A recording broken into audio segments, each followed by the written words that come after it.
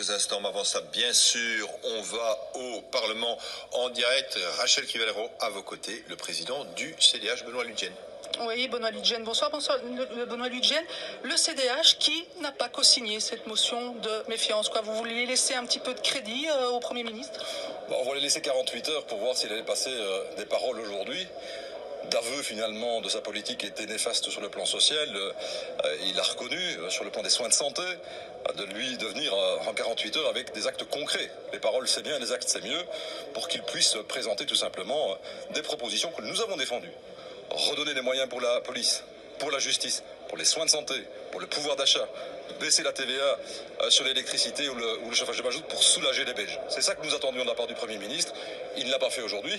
Il en a quand même parlé, mais ça, manifestement, ça ne vous a pas convaincu. Non, ça n'a pas convaincu. Pourquoi?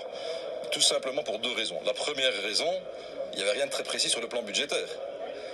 Mais il y avait quand même la reconnaissance du mea culpa de la politique qui était menée. C'est déjà un premier pas, on va le dire comme ça, pour être très diplomate à l'égard des uns et des autres. Mais aussi, de toute façon, pas convaincu parce que Mme Rutten, présidente de l'OpenVLD, qui fait partie de cette majorité, a dit dans un tweet finalement on continue comme avant, tout ce qu'on a fait c'est formidable, contredisant quelque part le Premier ministre. Partant de là, on ne pouvait plus le croire quelque part. C'est un discours qui pour vous n'était pas crédible, de pas tabula rasa pratiquement du bilan de la Suédoise. On a resté toujours nous autres extrêmement constructifs depuis les bancs de l'opposition. On dénonce évidemment les aspects sociaux, l'impact pour les Belges, pour les soins de santé en particulier, mais on a déposé des propositions. C'est ce qu'on a fait la semaine dernière, de façon très constructive, en voyant le Premier ministre, en disant, même si on n'est pas d'accord avec votre politique, si vous voulez changer de cap, voilà nos propositions en matière d'énergie, en matière de pouvoir d'achat, en matière de soins de santé.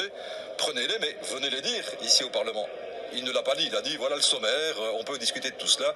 Il en a tiré les conséquences lui-même aujourd'hui en allant chez le roi et le roi maintenant va consulter.